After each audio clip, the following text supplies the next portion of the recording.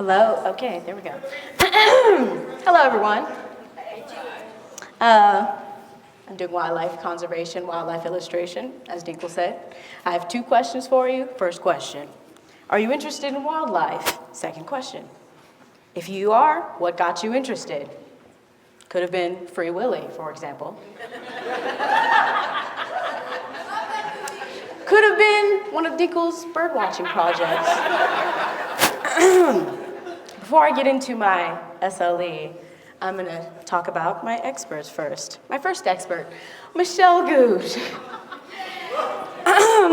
She is the newest elective teacher here at Rimsel. She's been teaching for 9 years, but before that she studied at Savannah College of Art and Design and Appalachian State University. She helps motivate me because I'm a strategic painter and I'm a perfectionist. So whenever I paint something and I don't get it like the way I want it to be, I'm just like, I'm gonna put this off to the side. I don't want to touch it. And Michelle's like, you gotta do this. You're doing it for a good purpose because I'm selling these paintings for my other experts because they're going to Costa Rica and I want to help them raise money. So yeah, there's Michelle right there. Give her a hand. Woo!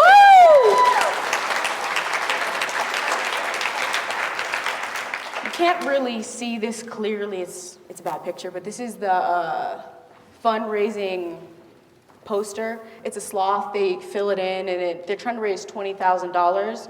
Right now they're at $9,000, so got a ways to go. My next experts are Eric and Susie Drew. That's their dog, Daisy. That's their dog. I had to add her. She's just too cute. Ooh, excuse me. Okay, they both went to the oopsie. They both went to the University of Arizona. When they met each other, they then got married 2 years later. After that, they attended Prescott, and Prescott helped support them to start their own nonprofit corporation called Ironwood Tree Experience, or ITE. At ITE, Eric and Susie have several programs that allow kids, teenagers, college students, etc., to go on excursions to connect with nature on a deeper level, to expand their horizons on understanding the earth.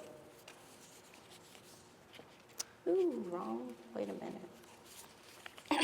I had the opportunity to stay with Eric and Susie, and I'm glad they allowed me to, because it was really fun.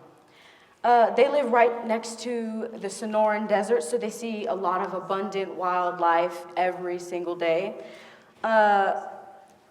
Every morning when I was with them, I took their dog Daisy on a walk, and I saw a quail, a Gambel's quail, for the first time. I was so excited. I was like, Daisy, come on, there's 6 of them, let's go. And I've always wanted to see a quail, so that was just a good moment for me to have. Just walking around to see the wildlife, saw cardinals, hummingbirds. It was really cool. Before going to Tucson, people in Phoenix would say, oh, the javelina, they're scary animals. Rah. Beware, they're vicious. Don't get close to them or whatnot. I think they're pretty chill. They're pretty chill animals. My experts said to me, they're like, oh, they're really cute, like, because they have a compost outside. They have a wall that separates their compost. It builds up pretty high. And some of them, like, jump onto the compost, and so that's, like, back to their face sometimes, so it can get dangerous, but, like, it's like they're eating, so it's like, come on now. And they said nothing has ever really happened before. And I went to the Sonoran Desert Museum. I saw them in captivity, so it was hot that day, so they were just chilling under a bridge. I didn't really see any activity. And then Daisy, later that night, whenever she hears javelina, she goes crazy. She's just like, just running around, and then I let her outside, and then Susie's like, come here, there's javelina. I saw them for the first time, and there were 4 big javelina boars. Oops, sorry.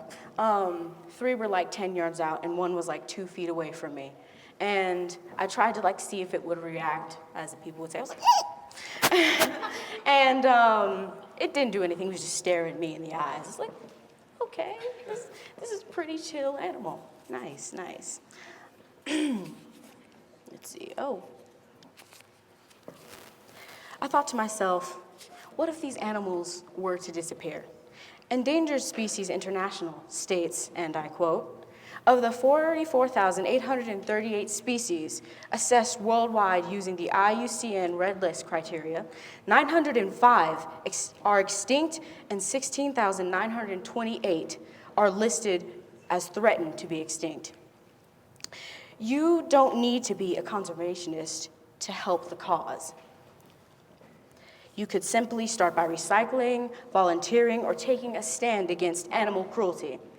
Did you know more than 100,000 animals die from ingesting plastic or getting entangled in it? Look at these pictures.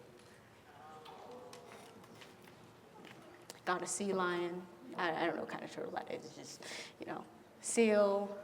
And seabirds, when they fly above the water, they see like an orange, neon orange bottle cap. They think it's a fish, so it's like, ooh, let's go in, let's go right on into it. And so they keep doing that until they end up beached, and that happens, so yeah. Why is conservation or wildlife conservation generally important? In short, conservation is important because saving all the pieces of a system is the way to maintain a resilient ecological system.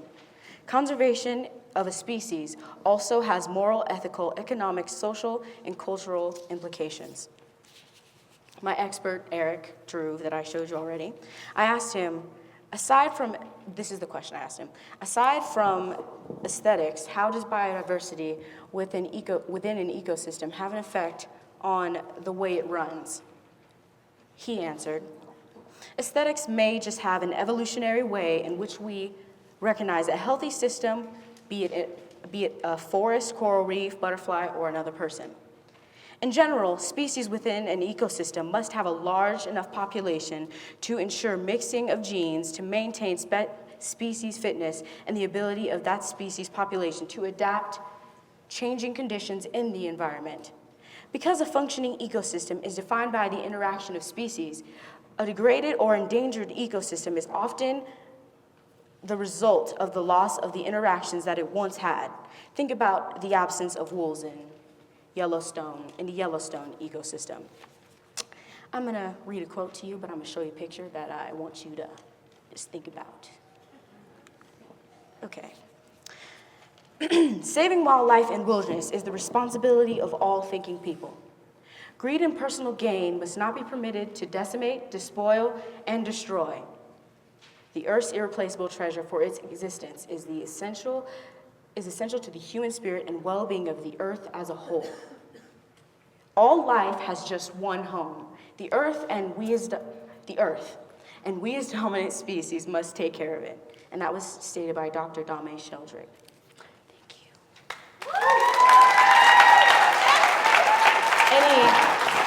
Any questions? Yes, Erica.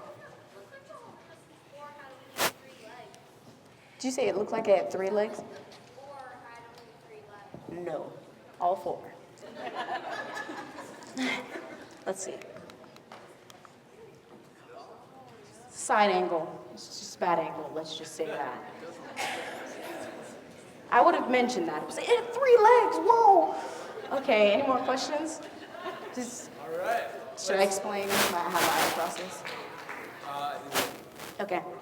Woo! If you want, are those for auction? Yeah, those are for auction, by the way.